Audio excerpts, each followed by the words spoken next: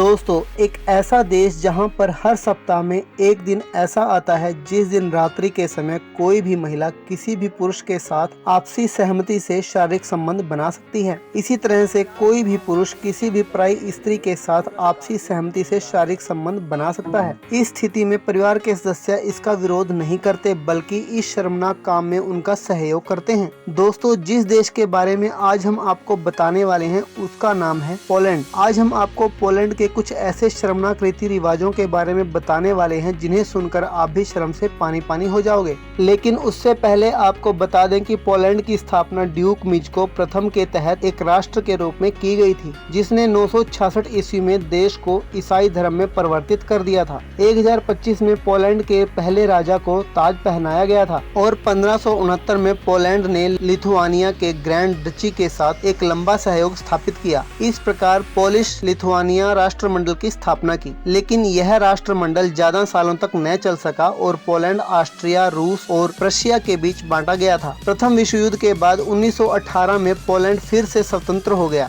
द्वितीय विश्व युद्ध 1939 में शुरू हुआ जब नाजी जर्मनी और सोवियत संघ ने पोलैंड पर हमला किया। पोलिश यहूदियों समेत द्वितीय विश्व युद्ध के दौरान 6 मिलियन से अधिक पोलिश नागरिक मारे गए थे। युद्ध के बाद पोलैंड पूर्वी ब्लॉक में एक कम्युनिस्ट गणराज्य के रूप में उभरा। 1989 में कम्युनिस्ट शासन गिर गया और पोलैंड एक नए राष्ट्र के रूप में उभरा, जिसे संवैधानिक रूप से तीसरा पोलिश गणराज्य कहा जाता है। दोस्तों, पोलैंड में एक गांव ऐसा है जहां पर हर सप्ताह में एक दिन ऐसा आता है जिस दिन रात्रि के समय कोई भी महिला किसी भी पुरुष के साथ अपनी सहमति से शारीरिक संबंध बनाती है। इसी तरह से कोई भी पुरुष किसी भी पराई स्त्री के साथ आपसी सहमति से शारीरिक संबंध बना सकता है। इस स्थिति में परिवार के सदस्य उसका विरोध नहीं करते बल्कि इस शर्मनाक काम में उनका सहयोग करते हैं। दोस्तों, जैसा कि सप्ताह में एक दिन ऐसा आता है जिस दिन सभी छुट्टी रखते हैं, ऐसे ही इस गांव में सप्ताह में एक दिन ऐसा आता है जिस दिन रात्रि के समय इस गांव के सभी जवान, स्त्री और पुरुष शारीरिक संबंध बनाने के लिए स्वतंत्र हो जाते हैं। लेकिन इसमें महिला और पुरुष दोनों की आपसी सहमति होना बहुत जरूरी होती है। कहा जाता है कि इस गाँव के सभी स्त्री और पुरुष शारीरिक संबंधों के देवता और देवी की उपासना करते हैं और रात्रि में आपसी सहमति से शारीरिक संबंध बनाते हैं। इस दिन की प्रतीक्षा यहाँ के सभी जवान, स्त्री और पुरुष बड़ी ही बेसब्री से करते हैं और रात्रि के समय अपने शरीर में प्रज्वलित होने वाली हवस की ज्वाला को जी भरकर शांत करते हैं। यह कार्यक्रम रात में लगभग 10 बजे से शुरू हो जाता है और सुबह 4 बजे तक चलता रहता है।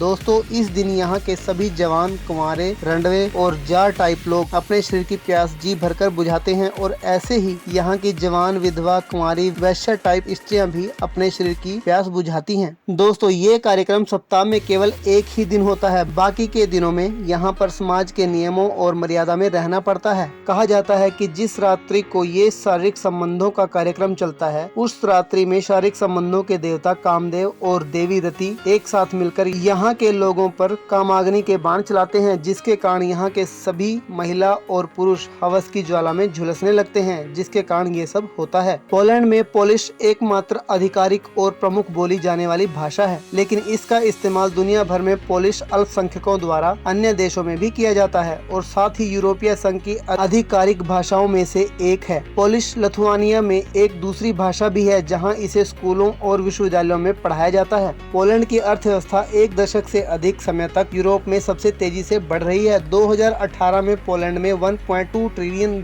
का जीडीपी था, जो इसे यूरोप में 8वीं सबसे बड़ी अर्थव्यवस्था बना रहा था। पोलैंड में अपने कृषि क्षेत्र में बड़ी संख्या में निजी खेत हैं। यूरोपीय संघ में भोजन के अग्रणी निर्माता बनने की क्षमता के साथ स्मोक्ड और ताजा मछली, पॉलिश, चॉकलेट, डेयरी उत्पाद, मांस और रोटी सबसे अधिक वित्तीय मुनाफे का उत्पादन करती हैं।